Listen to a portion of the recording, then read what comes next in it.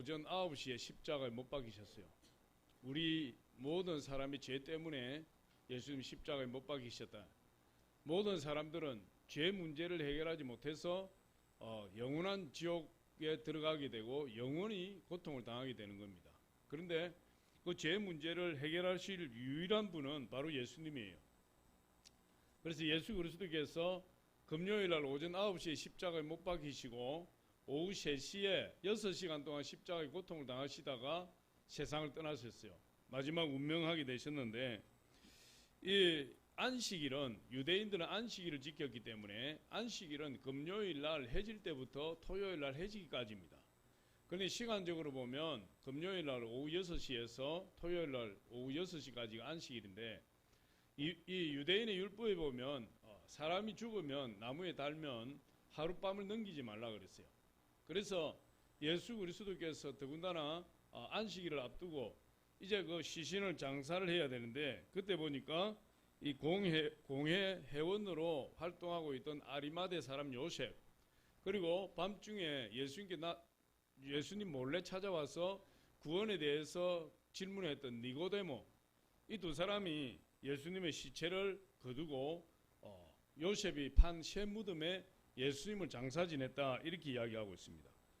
요한복음 19장 38절로 42절, 우리 그 내용에 대해서 한번 보겠습니다. 시작. 아리마대 사람 요셉은 예수의 제자이나 유대인이 두려워 그것을 숨기더니 일 후에 빌라도에게 예수의 시체를 가져가기를 구하매 빌라도가 허락하는지라. 이에 가서 예수의 시체를 가져가니라. 일찍이 예수께 밤에 찾아왔던 니고데모도 몰약과 치망 섞은 것을 100리터라쯤 가지고 온지라. 그래서 40, 그 다음에 보여주세요. 시작. 이에 예수의 시체를 가져다가 유대인의 장례법대로 그 향품과 함께 세마포로 쌌더라. 예수께서 십자가에 못 박히신 것은 동산에 있고 동산 안에 아직 사람을 장사한 일이 없는 새 무덤이 있는지라. 또 무덤이 가까운 거로 예수를 거기 두니라. 그래서 아리마대 사람 요셉과 그 밤중에 몰래 예수님이 찾아와서 구원에 대해서 질문했던 니고데모가 예수님의 시체를 달라 했어요. 그런데 아리마대 사람 요셉은 예수님의 제자였는데 그가 공의회 회원으로서 자기의 신분을 숨기고 예수님을 쫓았던 그런 사람이에요. 그런데 예수님이 막상 십자가에서 죽고 나니까 자기가 섬겼던 그 예수 그리스도께서 하나님의 아들이라는 것이 그 십자가에 달렸을 때 하나님 나타나는 기적으로 말미암아 다 알게 됐어요. 그래서 지금까지는 유대인들에게 숨겼지만, 해가 올까봐 자기의 신분을 숨겼지만, 예수님의 시체를 거둘 때에는 자기 신분을 다 드러내고 자기가 입을 피해를 감수하면서도 예수님의 시신을 달라고 해서 장사 지냈다, 이렇게 이야기하고 있습니다.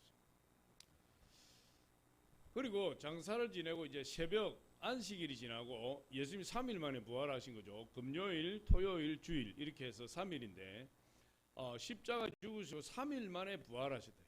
안식 후 3일째가 안식 후 첫날이 되는 거예요. 그래서 안식 후 첫날, 오늘 주일 새벽에 해가 떠오를 무렵에 이제 막달라 마리아와 또 예수의 7 귀신 나간 자 막달라 마리아죠. 예수님이 7 귀신을 쫓아주셔서 예수님을 쫓는 여인이에요. 그 다음에 예수의 어머니 마리아, 또 마가복음에 보니까 살로메라고 이야기하고 있어요. 살로메는 예수님의 제자였던 요한과 야고보의 어머니 살로메. 그래서 이 마가복음은 이 세 여인이 아침 일찍이 예수님의 무덤에 가서 향품을 준비하고 예수님 그 시신에 향품을 넣어드리고 제대로 시신을 이렇게 염을 하기 위해서 예수님의 무덤에 찾아갔는데, 가니까 이미 무덤을 막고 있던 큰 돌이 굴려져 있고, 이 유대인의 무덤은 여러분 이 석회 속으로 된 바위를 파는 겁니다. 바위를 파서 바위 입구에 큰 무덤 돌을 막아놓고 그 안에 들어가면 또 그 안에서 시신을 넣을 수 있는 그런 구멍들을 여러 개 파는 겁니다. 여러 개. 들어가는 입구는 큰 돌로 굴려져 있지만 그 안에 들어가면 넓게 파고 시신을 한 구씩 넣을 수 있도록 이렇게 여러 구의 시신이 들어갈 수 있도록 이 판 것이 무덤이에요. 그래서 시신을 넣고 나면 밖에서 있는 큰 돌을 입구에다 굴러서 딱 막아버리는 거예요. 그럼 이 돌은 혼자서 굴릴 수가 없어요. 그런데 이 세 여인들이 아침에 일찍이 주일날 아침에 가보니까 이 무덤을 막고 있던 돌이 굴려져 있고 그 위에 천사가 앉아 있어요. 천사가 청년으로 앉아 있었는데 그 모양이 오늘 성경 말씀에도 보니까 3절에 보니까 그 형상이 번개 같고 그 옷이 눈같이 희건을, 그리고 그 무덤을 지키던 로마 군병들이 그 천사를 보고 두려워서 벌벌 떨고 있는, 4절에 보니까 지키던 자들이 그를 무서워 떨며 죽은 사람과 같이 되었더라. 천사를 보는데도 그렇게 두려워 떨고 마치 죽은 사람처럼 사색이 되어서 로마 군병들이 벌벌 떨고 있는 거예요. 그때 이 세 여인들이 무덤을 찾아갔는데 그 돌을 굴리고 있던 앉아있던 그 천사가 그 여인들을 향해서 예수님이 살아나셨다, 그렇게 이야기하고 있어요. 예수님이 살아나셨다. 할렐루야. 오늘 28장 5절로 7절에 우리 한번 같이 한번 읽어봅니다. 시작. 천사가 여자들에게 말하여 이르되 너희는 무서워하지 말라. 십자가에 못 박힌 예수를 너희가 찾는 줄을 내가 아노라. 그가 여기 계시지 않고 그가 말씀하시던 대로 살아나셨느니라. 와서 그가 누우셨던 것을 보라. 또 빨리 가서 그의 제자들에게 이르되 그가 죽은 자 가운데서 살아나셨고 너희보다 먼저 갈릴리로 가시나니 거기서 너희를 배우리라 하라. 보라, 내가 너희에게 일렀느니라 하거늘. 예수님이 3일 전에 십자가에서 못 박혀 죽으셨는데 3일 만에 죽음 가운데서 부활해 버리셨다. 할렐루야. 그리고 무덤은 완전히 비어버렸고 천사가 이야기하기를 예수님이 살아나셨다. 그리고 제자들에 가서 전하기를 갈릴리에서 만날 것이다, 그렇게 이야기를 해요. 그래서 예수 그리스도께서 말씀대로 부활하셨다. 오늘 이 부활의 예수님에 대해서 우리 몇 가지 알아보려고 합니다. 첫 번째로 예수님의 부활은 말씀대로 살아나신 것이다. 할렐루야. 오늘 6절에 보니까 그렇게 이야기합니다. 그가 여기 계시지 않고 그가 말씀하시던 대로 살아났었느니라. 와서 그가 누우셨던 것을 보라. 그가 말씀하시던 대로 살아나시다. 말씀하시던 대로. 그럼 예수님은 이 성경 말씀대로 살아나신 겁니다. 성경에서는 예수님이 고난을 당하고 죽으시고 3일 만에 부활하실 것이다, 그걸 계속해서 말씀하고 있어요. 그런데 예수님이 살아생전에 이 말을 제자들에게 3번을 정확하게 이야기했어요. 내가 예루살렘에 가서 장로와 대제사장들과 서기관들로부터 고난을 당하고 죽임을 당하고 제3일에 살아나리라. 그걸 3번을 정확하게 말씀하셨어요. 마태복음 16장 21절에 한번 보겠습니다. 시작. 이때로부터 예수 그리스도께서 자기가 예루살렘에 올라가 장로들과 대제사장들과 서기관들에게 많은 고난을 받고 죽임을 당하고 제3일에 살아나야 할 것을 제 아들에게 비로소 나타내시니. 예수님은 죽기도 전에, 십자가도 지시기 전에 이미 예수 그리스도께서 십자가를 지시고 죽으실 것을 알았어요. 아시고 예루살렘으로 가셨대요. 그런데 이 첫 번째 고백이 어디에서 했냐면 저 갈릴리 호수 북쪽에 있는 가이사라 빌립보라는 지역에서 했어요. 근데 그 가이사라 빌립보는 어떤 곳이냐면 베드로가 예수님에게 신앙 고백을 드렸던 곳이에요. 주는 살아계신 하나님이시오. 주는 그리스도시오. 살아계신 하나님이십니다. 사람들이 나를 누구로 아느냐 하고 예수님이 제자들에게 물었어요. 그래, 어떤 사람은 엘리야, 어떤 사람은 세례 요한, 어떤 사람은 선지자 중에 하나라 하나이다. 그럼 너희는 나를 누구라 하느냐? 그때 베드로가 대답했어요. 주는 그리스도시오. 살아계신 하나님의 아들이십니다. 바요나 시몬아, 내가 복이 있도다. 이를 내게 할 리는 혈육이 아니요 하늘에 계신 내 아버지시니라. 예수님이 얼마나 큰 영광을 받으셨는지 몰라요. 그런데 가이사라 빌립보 지역이라는 곳이 완전 우상을 섬기는 곳이에요. 완전 우상을 섬기는 거. 거기에 가면 판 신전이 있고 제우스 신전이 있고, 제우스 신은 이 올림피스 산에 있는 제우스 신인데 그 가이사라 빌립보에서 제우스 신전이 있어요. 염소 신전이 있고, 그러니까 그 가이사라 빌립보 지역에서 이 베드로가 신앙 고백을 했다는 것, 그 가이사라 우상이 덕식을 그리는 그곳에서 이 예수 그리스도께서 신앙 고백을 받으셨다는 것은 상징하는 바가 커요. 그런데 그곳에서 예수님이 부활에 대해서 말씀해 주셨대요.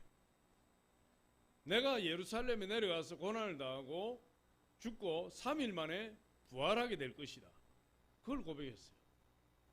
그러니까 예수 그리스도께서 그 수많은 원수들이 우글거리는 그곳에서 십자가의 승리를 선언한 거예요. 선포한 거예요. 그리고 두 번째는 예수님이 제 아들과 함께 갈릴리 호수에 갔었을 때 갈릴리에서 제자들에게 또다시 한번 분명하게 내가 죽고 3일 만에 부활할 것이다. 그렇게 말씀하셨어요. 그때 제자들이 갈릴리에서 예수님의 그 말씀을 듣고 마음에 큰 고민을 했다. 그렇게 이야기하고 있는데 우리 마태복음 17장 22절로 23절 한번 보겠습니다. 시작. 갈릴리에 모일 때에 예수께서 제자들에게 이르시되 인자가 장차 사람들의 손에 넘겨져 죽임을 당하고 제3일에 살아나야 하리라 하시니 제자들이 매우 근심하더라. 그래서 두 번째도 분명하게 말씀하셨어요. 내가 죽고 3일 만에 부활할 것이다. 살아날 것이다. 그리고 세 번째로 말씀하신 것은 이제 예수님이 십자가 지기 위해서 예루살렘으로 가시면서 제자들을 데리고 예루살렘으로 가시면서 가는 길목에서 제자들에게 다시 한번 이야기했어요. 내가 예루살렘에 가면 고난을 당하고 십자가에 죽고 3일 만에 살아날 것이다. 예루살렘에 직접 죽으러 가시면서 그렇게 말씀하셨어요. 마태복음 20장 17절로 19절 우리 같이 한번 봅니다. 시작.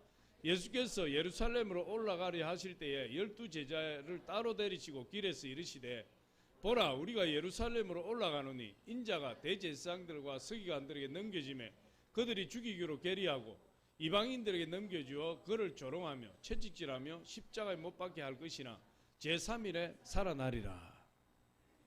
예수님이 정확하게 세 번이나 제자들에게 내가 십자가에서 죽고 제3일에 살아날 것이다. 그렇게 말씀하셨어요.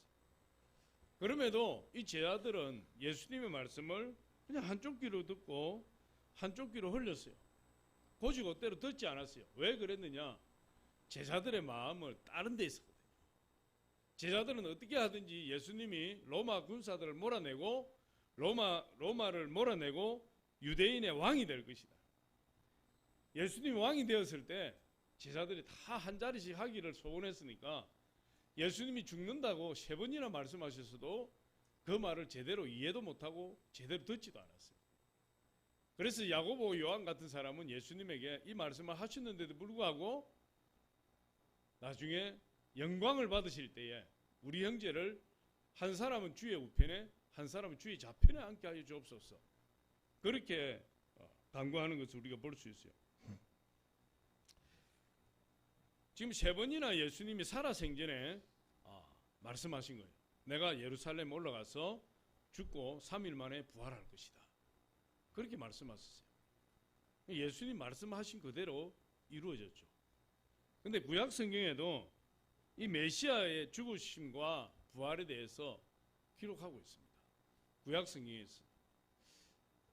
구약 성경으로 들어가기 전에 예수님이 이제 십자가에 죽으셨을 때 예수님의 죽으심에 대해서 실망한 두 제자가 엠마오로 내려가는 장면이 있어요. 누가복음 24장에 보니까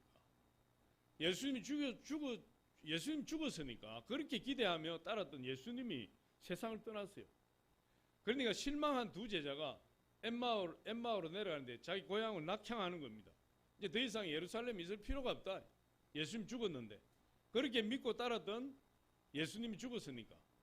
근데 그들이 내려가면서 예루살렘에 있었던 일들에 대해서 쭉 이야기하는 겁니다. 우리가 따랐던 그가 정말 메시아냐? 그 예수가 메시아가 맞는가? 메시아면 과연 십자가에 죽을 수 있는가? 뭐 그런 이야기들을 했겠죠. 그런데 그 두 사람이 그런 이야기를 할 때 슬쩍 끼어든 사람이 있었는데 그분이 예수님이 부활하신 예수님이에요.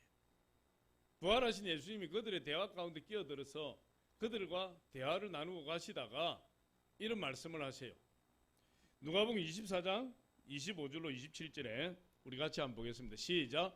이르시되 미련하고 선지자들이 말한 모든 것을 마음에 더디 믿는 자들이여 그리스도가 이런 고난을 받고 자기의 영광에 들어가야 할 것이 아니냐 하시고 이에 모세와 모든 선지자의 글로 시작하여 모든 성경에 쓴 바 자기에 관한 것을 자세히 설명하시니라. 예수님이 그 엠마오로 내려간 두 제자 사이에 슬쩍 들어가셔서 그들과 대화를 하시다가 이런 말씀을 하신 겁니다. 미련하고 선지자들이 말한 것을 마음에 더디 믿는 자들아.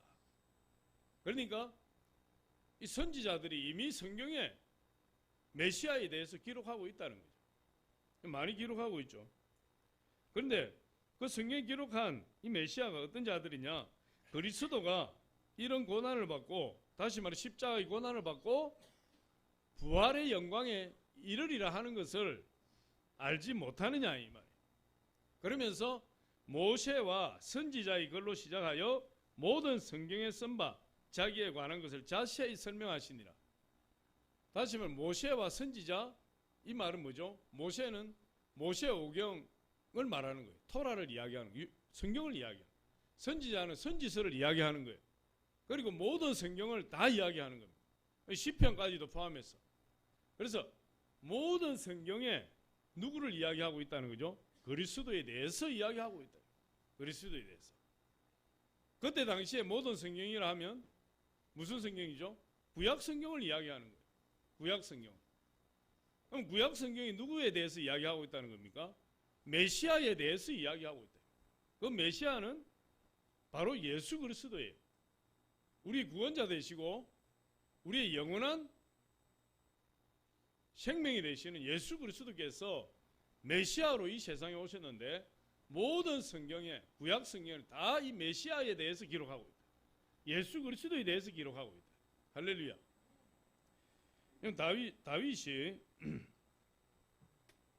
다윗이 성령의 감동을 받아서 자기 후손으로 태어날 자를 주라고 이야기했어요. 여러분, 주는 우리의 주님을 이야기하는 것이고 우리의 주인을 이야기하는 것이고 우리의 왕을 이야기하는 것인데, 다윗은 자기를 통해서 태어날 후손을 주님이라고 그렇게 이야기를 했어요. 시편 16편 9절로 10절에 보니까 우리 한번 같이 보겠습니다. 시작. 그러므로 나의 마음이 기쁘고 나의 영도 즐거워하며 내 육체도 안전히 살리니 이는 주께서 내 영혼을 소홀히 버리지 아니하시며 주의 거룩한 자를 멸망시키지 않으실 것임이니이다. 앞에 보여주세요. 다윗이 성령의 감동을 받았는데 마음이 너무 기쁜 겁니다. 마음이 기쁘고 그의 영도 너무 즐거워하는 거예요. 성령에 사로잡히면 항상 우리가 기뻐요. 할렐루야. 성령이 임하면 항상 기쁘고 즐겁고 행복합니다. 환경이 아무리 우리를 둘러싸고 고난을 고통을 준다 할지라도 내 안에 예수의 생명 되시는 성령이 계시면 그런 환경을 초월해서 우리가 기뻐할 수 있어요. 다윗이 그렇게 성령에 사로잡혀서 고백하는 겁니다. 10절에 한번 보여주세요. 이렇게 이는 자기가 기쁜 이유에 대해서 이야기하는 거예요.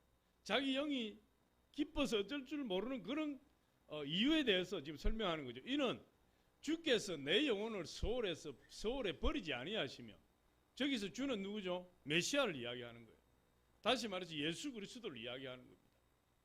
여러분, 다윗의 후손으로 예수 그리스도가 오신 거예요. 혈통적으로 볼 때 예수 그리스도는 다윗의 한참 후손으로 오신 분이 예수 그리스도예요. 그래서 마태복음 1장 1절에 아브라함과 다윗의 자손 예수 그리스도의 세계라. 할렐루야. 다른 사람들 다 생략하는 거예요. 아브라함은 유대인의 시조고 다윗은 예수 그리스도의 혈통으로 다윗을 지칭하고 있어요. 그러니까 저기서 주께서 다윗이 이야기 고백하는 건데, 주께서 내 영혼을 소홀에 버리지 아니하시며, 소홀은 지옥인데 죽음인데, 네, 메시아가 자기의 후손, 혈통적으로 후손은 예수 그리스도가 다윗의 영혼을 소홀해서 건져주실 것이다. 부활시킬 것이다. 그걸 생각하니까 또 주의 거룩한 자를 멸망시키지 않으실 것임이니이다. 메시아를 믿는, 그리스도를 믿는 자녀들을 멸망시키지 않으신다. 그걸 생각하니까 다윗이 너무 기쁜 거죠. 다윗이 주께서, 메시아께서, 그리스도께서 자기를 지옥에서, 죽음에서, 소홀에서 건져주실 것이다. 그럼 그렇게 건져주실 분이 메시아라면 그 메시아는 이미 죽음에서 부활하신 분이다 이런 거예요. 할렐루야. 그 메시아를 지금 찬양하고 있어요. 시편 110편 1절에도 우리 한번 잠깐 보겠습니다. 시작. 여호와께서 내 주에게 말씀하시기를 내가 내 원수들로 내 발판이 되게 하기까지 너는 내 오른쪽에 앉아 있으라 하셨도다. 여기서 여호와께서 하나님이죠. 하나님께서 내 주에게, 내 주라는 것은 예수 그리스도예요. 할렐루야. 그러니까 하나님이 예수 그리스도에게 말씀하시기를 내가, 하나님께서 내 원수들로, 예수 그리스도의 원수들로 예수 그리스도의 발판이 되게 하시기까지 너는, 예수 그리스도는 내 오른쪽에 앉아 있으라. 하나님의 우편에 앉아 있으라. 그러니까 하나님께서 예수 그리스도에게 주신 말씀이에요. 다윗이 고백하고 있지만 다윗이 메시아에 대해서 지금 이야기하고 있는 거예요. 그러니까 보여주세요. 그러니까 하나님께서 예수 그리스도에게 말씀하시기를 내가 내 원수들로 내 발판이 되게 하기까지 너는 내 오른쪽에 앉아 있으라 하셨도다. 그럼 우리 예수 그리스도께서 언제 하나님 보좌 우편에 앉으신 거죠? 예수 그리스도께서 십자가에 죽으시고 사망 근세를 철폐하시고 3일 만에 부활하시고 그리고 40일 동안 이 세상에 계시다가 40일 후에 승천하셔서 하나님 보좌 우편에 영원히 앉아 계신다. 할렐루야. 그것을 지금 시편 기자가 그 영적인 것을 보고 지금 저렇게 찬양하고 기뻐하는 거예요. 그러니까 구약 성경에서도 이미 예수 그리스도께서 십자가에서 죽으시고 사망 근세를 이기시고 부활하시고 살아나실 것을 예언하고 있어요. 할렐루야. 그것이 말씀대로, 말씀하신 대로 예수님께서 살아나셨다. 할렐루야. 그분이 우리 예수 그리스도예요. 그러니까 예수님의 죽음과 부활은 신구약에 다 예언되어 있는 것이고 예언대로 예수님께서 저와 여러분의 죄값을 다 치르시고 속죄제물이 되셔서 십자가에 죽으셨다가 3일 만에 부활하셔서 하나님 보좌 우편에 영원히 앉아 계신 분, 그분이 바로 우리가 섬기는 예수 그리스도예요. 그분이 다시 오실 예수 그리스도예요. 그래서 말씀대로, 하나님 말씀대로 예수님이 살아나셨다. 두 번째로 보니까 예수님께서 여인들에게 무서워하지 말라.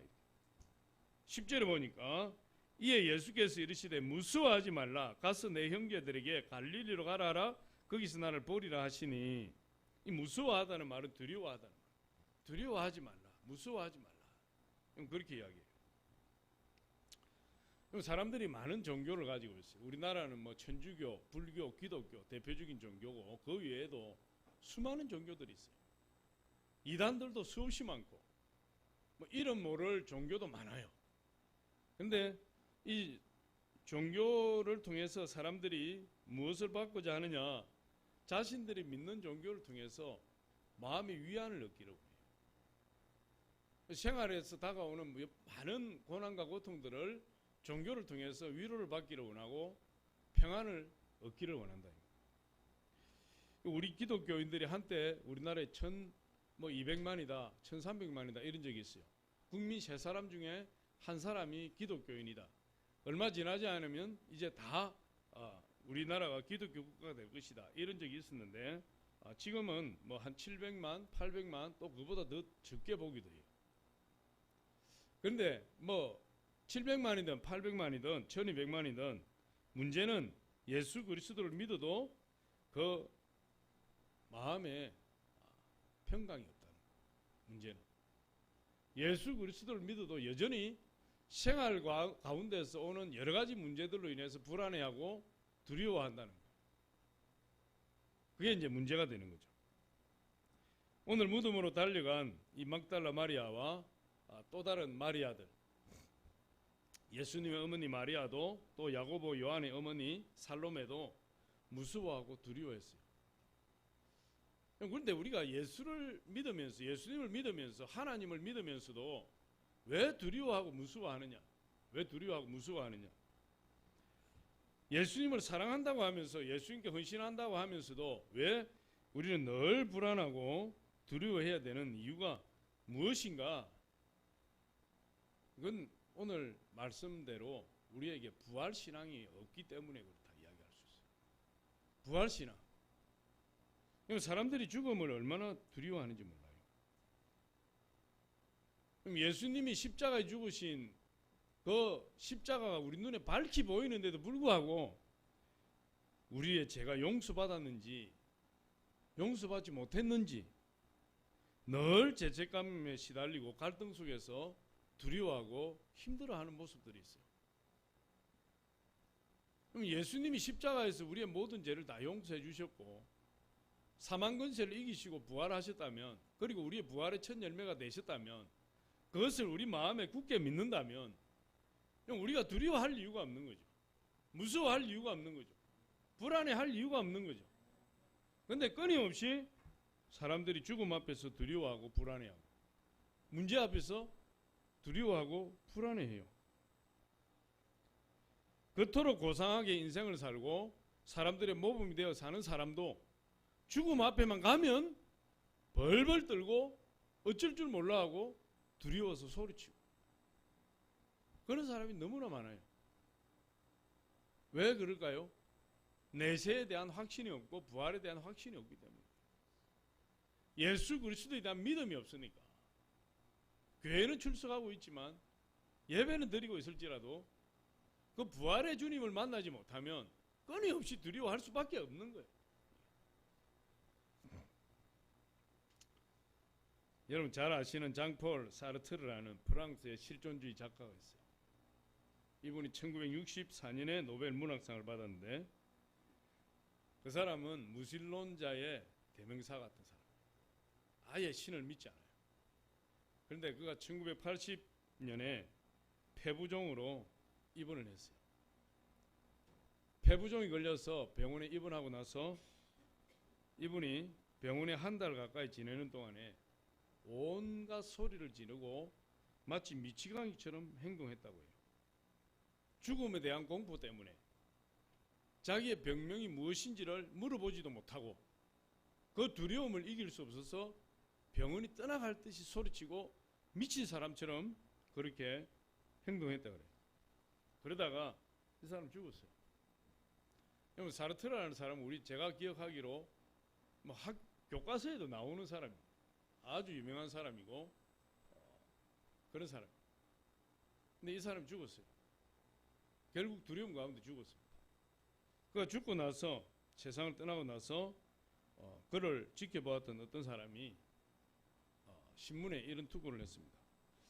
사르트르의 말로가 그렇게 비참했던 이유는 그에게 돌아갈 고향이 없었기 때문입니다. 우리는 다 천국 시민권자 아니에요. 예수를 믿는 사람 다 천국 시민권자예요. 그럼 우리가 죽으면 우리의 고향으로 돌아가는데 그것은 바로 예수 그리스도께서 계시는 천국이죠. 그런데 이 사르트르는 죽음 이후에 내세에 대한 확신이 없으니까 죽음이 그렇게 두려운 거예요. 여러분 사람이 죽음 이후에 부활하여 영원히 우리 예수 그리스도와 함께 산다는 확신이 없으면 죽음 앞에서 무너질 수밖에 없어요. 이 사르트르도 마찬가지. 그렇게 유명한 사람이었고 세계적인 사람이었고 마치 프랑스 국민의 영웅처럼 떠받들어졌던 사람인데 그가 죽음 앞에서 보잘것없는 인간의 모습을 보이고 비참하게 생을 마감할 수밖에 없었던 것은 그 마음에 믿음이 없었다. 부활의 확신이 없었기 때문에. 그런데 독일의 유명한 본헤퍼라는 목사님이 있어요. 이분은 나치 히틀러 암살 조직에 가담했다가 그것이 발각이 되어서 감옥에 갇혔습니다. 목사님이고 신학자. 그런데 감옥에 이렇게 갇혀 있다가 어느 날 간수가 문을 열고 본헤퍼를 불렀어요. 직감했죠. 이제 사형장으로 가는구나. 직감하고는 그 같이 생활했던 감방 동료들에게 마지막 말을 해요. 이렇게 이야기합니다. 형제 여러분, 이제 마지막 시간이 왔습니다. 그러나 이것이 마지막이 아니라 새로운 시작입니다. 주님이 나를 위해 예비하신 집으로 돌아갑니다. 다시 만날 때까지 안녕히 계십시오. 그럼 감방문을 나서면서 이 보네프 목사님은 자신이 죽어 부활의 첫 열매가 되신 예수 그리스도를 따라 부활할 것을 확실히 믿었던 거예요. 확실히 믿으니까 죽어가는 마지막 순간에도 오히려 더 슬퍼하고 오히려 더 걱정하고 있는 그 남은 자들에게 위로의 말을 건네고 죽음의 길을 뚜벅뚜벅 걸어갈 수 있어요. 여기 두 사람의 차이가 무엇입니까? 하나님을 믿고 산 사람과 하나님 없이 산 사람의 차이예요. 내세의 부활의 영광을 믿고 산 사람과 죽음은 끝이, 이 세상이 모든 것이 끝이다고 믿고 산 사람의 차이예요. 그런데 성경은 우리의 부활에 대해서 분명하게 이야기합니다. 할렐루야. 그럼 고린도전서 15장 20절로 22절 한번 보겠습니다. 시작. 그러나 이제 그리스도께서 죽은 자 가운데서 다시 살아나사 잠자는 자들의 첫 열매가 되셨도다. 사망이 한 사람으로 말미암았으니 죽은 자의 부활도 한 사람으로 말미암는도다. 아담 안에서 모든 사람이 죽은 것 같이 그리스도 안에서 모든 사람이 삶을 얻으리라. 할렐루야. 그럼 아담은 우리 인류의 조상으로서 에덴 동산에서 범죄함으로 모든 사람에게 저주가 임하고 죽음이 임했어요. 그런데 예수 그리스도께서는 또다시 우리 모든 인류의 대표자로서 모든 인류의 죄를 다 십자가에 짊어지고 죽으셨기 때문에 그때부터 생명의 문이 활짝 열려지고 부활의 문이 열려져서 누구든지 십자가 아래 나오기만 하면 그 사람은 아담으로 비롯된 사망의 존재가 아니라 예수 그리스도를 말미암은 부활의 생명으로 거듭나게 되는 그런 축복이 임했다고 이야기하는 거예요. 그래도 이런 이야기합니다. 죽어봐야 알지. 죽으면 늦어요. 할렐루야. 죽고 나서 믿으려고 하면 이미 늦은 겁니다. 저와 여러분 오늘 부활하신 그 예수님을 굳게 붙드시길 예수 이름으로 축원합니다. 세 번째 보니까 부활하신 예수님께서 갈릴리에서 만나자고 이야기해요. 갈릴리에서.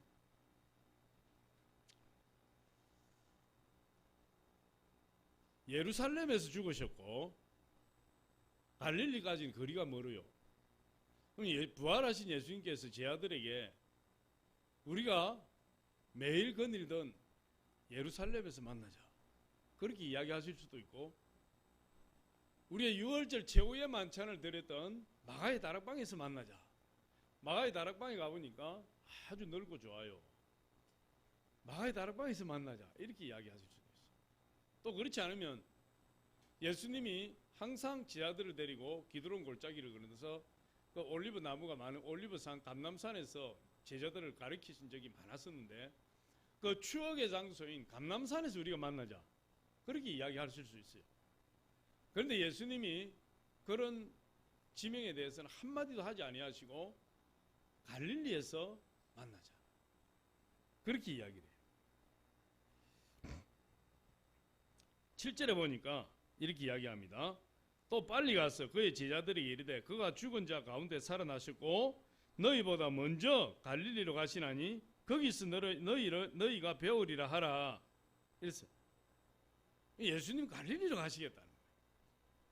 그런데 예수님이 마지막 감람산에서 최후의 기도를 하실 때 그때 감람산으로 가시면서 제자들에게 이야기했어요. 내가 갈릴리로 갈 것이다. 마태복음 26장 32절에 그러나 내가 살았는 후에 너희보다 먼저 갈릴리로 가리라. 예수님이 계속해서 갈릴리로 고집해요. 너무너무 궁금하다. 왜 갈릴리일까? 그 중요한 예루살렘이 아니고 왜 갈릴리로 고집하실까? 갈릴리가 어떤 곳인지를 알아야 되겠죠. 우리가 그 물음을 우리가 그 해소하려면 갈릴리는 어떤 곳인가? 그럼 갈릴리는 이 갈릴리 호수를 주변으로 해서 그 갈릴리 호수 주변의 지역이 하나의 갈릴리 지역이에요. 갈릴리 지역 안에 나사렛이 있고 가버나움도 있고 뭐 카나도 있고 여러 가지 동네들이 있어요. 마치 우리나라 행정구역을 치면 경기도 같은데 경기도 안에 남양주도 있고 수원도 있고 안양도 있고 뭐 이런 것처럼 갈릴리는 갈릴리 호수 주변의 이 넓은 지역을 이야기하는 거예요. 그런데 예수님의 제자들이 대부분 갈릴리에서 살았다. 갈릴리에서 태어나고 예수님도 베들레헴에서 태어나셨지만 애국으로 피신하셨다가 바로 갈릴리로 가서 샀었어요. 그 안에 나사렛이라는 동네가 있다. 그 나사렛 예수라고 부르는 거예요. 근데 그 나사렛도 갈릴리 안에 속해 있는 거죠. 예수님과 제자들이 처음 만난 곳이 갈릴리예요. 처음 만난 곳이. 그래서 베드로와 안드레와 야고보, 요한이 이 갈릴리 호수에서 처음 예수님을 만났고 그곳에서 처음 부르심을 받았고 사명을 받은 곳이 이 갈릴리예요. 그러니까 이 갈릴리라는 곳이 예수님과 제자들의 첫사랑이 꽃피었던 자리, 그리고 제자들이 첫 사명을 받아서 불타는 열정으로 자기 가족들도 생업도 포기하고 오직 예수 그리스도를 쫓아서 예수 그리스도 사역에 동참했던 그 장소가 바로 갈릴리예요. 그 첫사랑이 사명으로 이어졌고 그 사명 때문에 자기의 인생을 포기하고 예수님을 쫓았던 장소가 바로 갈릴리다. 그렇게 볼 수 있어요. 마태복음 4장 8절로 18절로 22절 한번 보여주세요. 같이 한번 읽어보면 시작. 갈릴리 해변을 다니시다가 두 형제 곧 베드로와 하는 시몬과 그의 형제 안드레가 바다에 그물 던지는 것을 보시니 그들은 어부라. 말씀하시되 나를 따라오라. 내가 너희를 사람을 낚는 어부가 되게 하리라 하시니 그들이 곧 그물을 버려두고 예수를 따르니라. 거기서 더 가시다가 다른 두 형제 곧 세베대의 아들 야고보와 그의 형제 요한이 그의 아버지 세베대와 함께 배에서 그물 깁는 것을 보시고 부르시니 그들이 곧 배와 아버지를 버려두고 예수를 따르니라. 이 갈릴리라는 지역이 제자들 대부분이 예수님을 처음 만난 장소고 예수님과 첫사랑이 피어오르던 장소고 예수님을 처음 만나서 예수님의 첫 사명을 받았던 장소가 바로 이 갈릴리 지역이에요. 그런데 예수님이 겟세마네 동산에서 마지막 기도하시고 내려오실 때 금요일 날 새벽에 대제사장과 서기관들이 유다와 함께 와서 체포하실 때 예수님의 제자들은 다 도망가 버렸어요. 한 명도 남김없이 도망가 버렸고 예수님이 그 새벽부터 아침에 십자가 못 박히시기까지 물 한 모금 마시지 못하고 식사 한번 하지 못하고 여기저기 수없이 끌려다니면서 고통당하고 외롭게 고난을 당할 때 제자들이 곁에 한 사람도 없었어요. 다 도망갔어요. 그리고 십자가에 못 박히셨을 때도 요한이 어머니 마리아와 함께 밑에 있었지만 그러나 제자들이 다 떠나버렸어요. 그리고 베드로는 예수님을 따랐다가 3번이나 예수 그리스도를 부인했어요. 예수님의 눈을 보면서 부인했습니다. 예수님 뺨을 맞고 그 고난을 당하고 짐승처럼 엎드려 있을 때 베드로는 그 엎드려 있는 예수님 바라보면서 부인했어요. 그리고 예수님을 십자가에 내려서 장례 지낼 때도 예수님 제자들은 한 사람도 참여하지 않았고 부활한 새벽 첫 아침에 3명의 마리아들이 예수님의 무덤을 찾아갔을 때도 제자들은 한 사람도 가지 않았어요.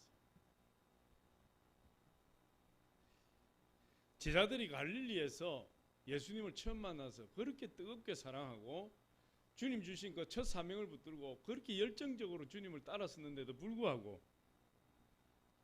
주님께서 십자가에 죽으실 때 한 사람도 얼씬거리지 않고 다 도망갔다 그랬어요. 이 마가복음에는 천사가 여자들에게 이렇게 이야기를 합니다. 마가복음 16장 7절에 보니까 같이 한번 시작. 가서 그의 제자들과 베드로에게 이르기를 예수께서 너희보다 먼저 갈릴리로 가시나니 전에 너희에게 말씀하신 대로 너희가 거기서 배우리라 하라 하는지라. 여기 보면 천사가 여자들에게 가서 그의 제자들과 베드로에게 이르라 이렇게 이야기합니다. 특별히 베드로 이름을 언급하고 있는데 이 테일러라는 신학자는 말하기를 베드로의 이름이 언급된 것은 베드로의 부인 사건을 염두에 둔 것임에 틀림없다 이랬어요. 그러니까 그 주장도 맞다고 생각합니다. 그러나 그보다는 베드로가 예수 그리스도의 수제자니까 모든 제자들에게 주신 말씀입니다. 예수님께서 왜 예수님께서 갈릴리에서 제자들을 만나시겠다고 하셨는가? 예수님께서 갈릴리에서 제자들을 다시 만나서 다시 한번 사명을 주고 싶은 거예요. 할렐루야. 그럼 예수님이 일주일 동안 예루살렘 사역을 통해서 갈릴리의 사역이 중지가 되었어요. 그런데 예수 그리스도께서 십자가에 죽으시고 부활하신 그 사건을 통해서 예수 그리스도의 모든 사역이 끝난 것이 아니에요. 예수님이 십자가에 죽으시고 부활하셨어도 그 하나님 나라를 위한 사역은 계속되어야 되는 거죠. 끝났나? 끝났어요? 지금 머리가 막 복잡해져요.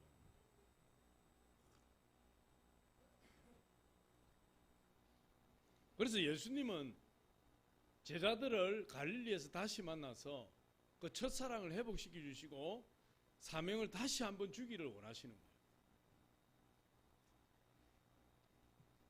갈릴리 디베라 바닷가에서 예수님이 제자들을 다시 만나요. 디베라는 우리가 7월 달에 가면 이틀 밤을 잠잘 곳이에요. 그곳에서 예수님이 제자들을 기다리고 있어요. 베드로는 일부의 제자들을 데리고 갈릴리 바다로 고기 잡으러 떠났어요. 예수님 만나기 위해서 떠난 것이 아니라 고기 잡으려고 떠났어요. 그런데 고기를 잡는데 밤새도록 고기 한 마리 잡지 못했어요. 그때 예수님 무태 서서 그 제자들을 향해서 오른쪽에 그물을 던져라. 그래서 오른쪽에 그물을 던지니까 큰 물고기 153마리가 잡혔어요. 그 물고기 이름이 베드로고기입니다. 우리가 가면 먹게 될 거예요. 세인트 피터 피시예요. 영어로 공식 명칭이 세인트 피터 피시예요. 153마리를 잡았어요. 그때 사랑하는 제자 요한이 예수님이다 하고 소리쳤어요. 베드로가 바로 뛰어내려서 예수님께 달려왔습니다. 그게 디베라 바닷가에 일어났던 일이에요. 예수님 가니까 예수님께서 물고기를 숯불에 구워서 제자들에게 대접을 해요. 아침 조반을 예수님과 함께 제자들이 먹었어요.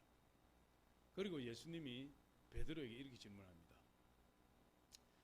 요한의 아들 시몬아, 내가 이 사람들보다 나를 더 사랑하느냐? 주님, 제가 주님 사랑합니다. 내 양을 먹이라. 또 예수님 묻습니다. 요한의 아들 시몬아, 내가 나를 사랑하느냐? 예, 주님, 제가 주님 사랑합니다. 내 어린 양을 치라. 또 세 번째 물어요. 요한의 아들 시몬아, 내가 나를 사랑하느냐? 요한이 걱정이 되었습니다. 주님, 제가 주님을 사랑하는 줄 주께서 아시나이다. 내 양을 먹이라. 그렇게 말씀하시죠. 그런데 예수님께서 지금 제자들을 갈릴리로 부르신 목적이 이 요한복음에 드러나고 있는 겁니다.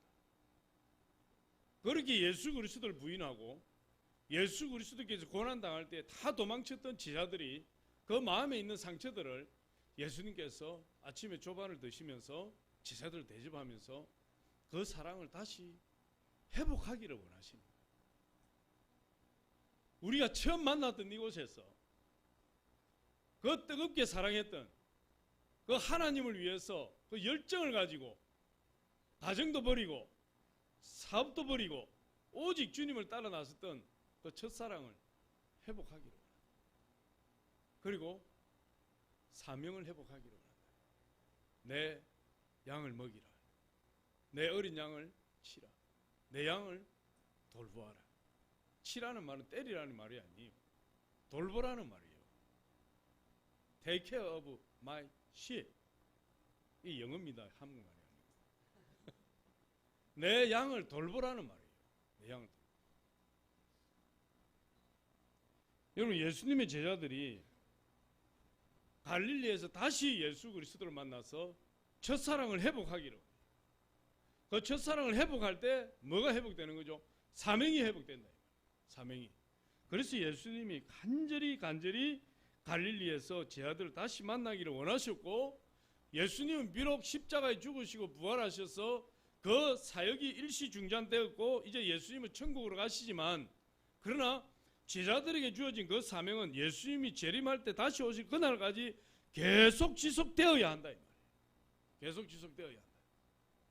그 사명을 다시 주시기 위해서 갈릴리에서 만나기를 원하셨던, 그렇게 간절히 원하셨던 것입니다. 할렐루야. 오늘 마태복음 28장 마지막에 보니까 예수님이 디베레에서 베드로와 제자들에게 다시 한번 사랑을 회복하게 하시고 사명을 회복하게 하시고, 그리고 시간이 흘러서 예수님 마지막 이 세상을 떠나실 때에 또다시 갈릴리에서 제자들에게 말씀하시는 그 내용이 마태복음 28장 16절 이하에 있습니다. 여기에 보니까 16절부터 20절까지 보니까 이렇게 이야기합니다.